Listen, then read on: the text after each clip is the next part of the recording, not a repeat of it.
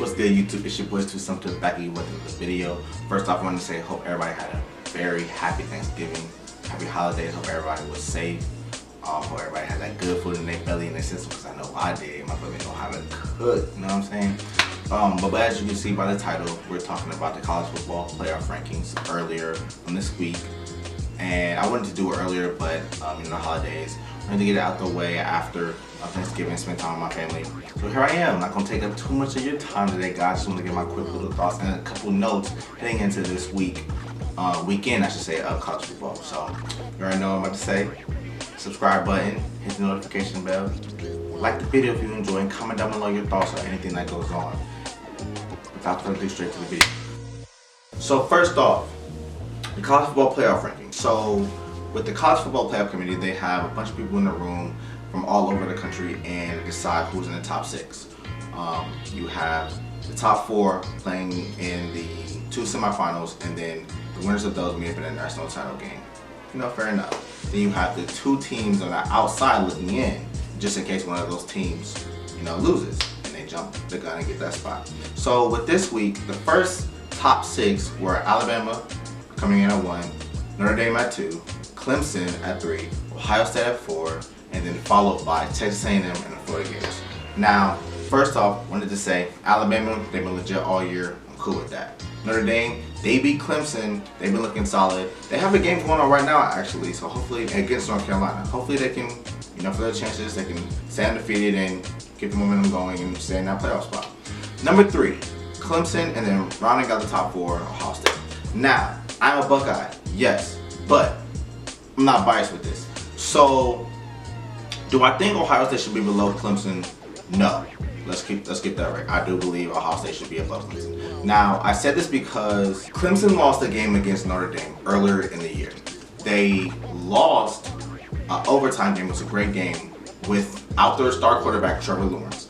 Now, I understand that they didn't have their star quarterback in, but it was still a very close game. And Ohio State recently just lost to Indiana, a top 10 team at the time when they were ranked 9th in the standings. So Ohio State gave up 500 yards of passing. I understand. We don't see that regularly out of Ohio State defenses in past years. You don't see that. So I understand where the committee is like, by the eye test, because that's one of the credentials they go by. By the eye test, it doesn't look like Ohio State is legit defensively.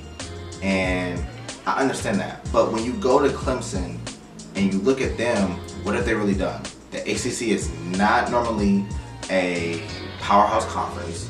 The Big Ten has been really, really solid this year. We all know the SEC is solid, of course, with multiple teams every year in the running. So I don't understand why Clemson is above Ohio State even with the loss. Now, Clemson, the first game that Trevor Lawrence was out, Clemson won a close game against Boston College. And Boston College, they're a solid team, but they're not a great team. So the fact that they decided to put the Clemson above Ohio State just because Ohio State looked vulnerable a little bit, I get it, but that doesn't seem fair in my opinion. That shows a lot of respect for Clemson by the playoff committee. Not biased, but I'm not gonna go that far. And then not to mention the last 2 teams, Texas A&M and Florida, both teams have been really solid all year with 1 loss. Personally, Texas A&M is a bit overrated every single year. I feel like every single preseason AP poll, they always start off at the top just because of Jimbo Fisher. He has, with the clout that he has in the country between college coaches.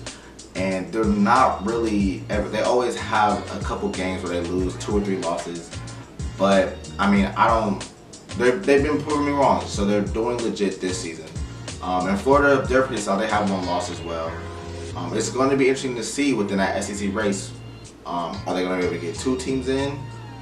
Is Alabama going to be able to run the table again and get the first top spot against the SEC East champion, which most likely will be Florida, since they already beat Georgia? And in the ACC, if the ACC is possible to get 2 teams in, if Notre Dame is able to run the table and then Clemson is able to run the table, they'll be able to meet in a conference championship game. If Clemson wins that game, what's the committee going to do? Are they going to put them both in, knowing that they beat each other 1-1, or will Clemson lose their spot and Notre Dame solidify their spot? So I think that's interesting. So I'm okay with the rankings. I don't know how I feel about Clemson or Ohio State, but it is what it is. Now, you see the shirt? If you don't know by now, I am a Cincy Bearcat. Now, Cincinnati started off the rankings at number 7 behind Texas A&M and Florida. So the American Athletic Conference is called a group of 5. There's a Power 5 conference consisting of the Big Ten, the SEC, the ACC, the Pac-12, and the Big 12. American Athletic Conference is not in that. So it's very tough when it comes to player talent, strength of schedule, and just, the non-conference schedule. Like, it's so many factors that go into it. But with the eye test, my Bearcats are balling. Undefeated, defense is on point, offense is on point. Luke Fickell got these boys doing their thing, man. So it's interesting to see that they're at 7, which means they have a lot of respect for Cincinnati. And I appreciate y'all, committee, showing love, because we deserve it. We've been balling our butts off. You feel me? That's what we do in Cincinnati. So hopefully the boys can continue this momentum, and possibly we can see the first time ever where we get a group of 5 team into the playoff. Now, another group of 5 team who really slipped in rankings is BYU. BYU, same thing, they've been dominating teams all year. But the one factor that shows with the playoff committee that they didn't like is strength of schedule. Now, with coronavirus, teams had canceled games, and BYU was going to have some tough games in non-conference, which was going to boost their schedule. But it's very tough to see that they slacked off, that the committee put them down pretty low. I don't know if they're going to be able to recoup from that and get into the playoff. I would love to see that, but it's going to be tough to see that happen. So that's how I feel about the rankings. The 2 things that, before we go, 2 coaches tested positive for coronavirus, and I hate the coronavirus. I do so much. It's affected games, current games, players getting it, and 2 well-known coaches, Ryan Day of Ohio State and Alabama, Nick Saban. So both those coaches are not going to be able to coach in their games respectively this weekend. Alabama has a matchup against Auburn in the Iron Bowl. It's a great rivalry in college football, and we're going to see if Alabama's going to be able to pull it off without their coach. In Ohio State, they have a battle against Illinois, and they play for the Illabug, the little trophy.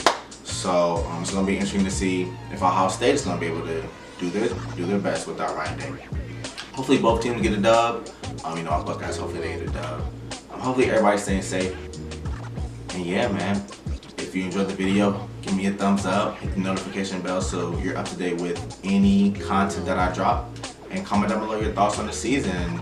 Who should be in the playoff, who should be out of the playoff. Hope everybody had a great day, and I'm out. Yeah, I'm tired of the talking. You gotta show it.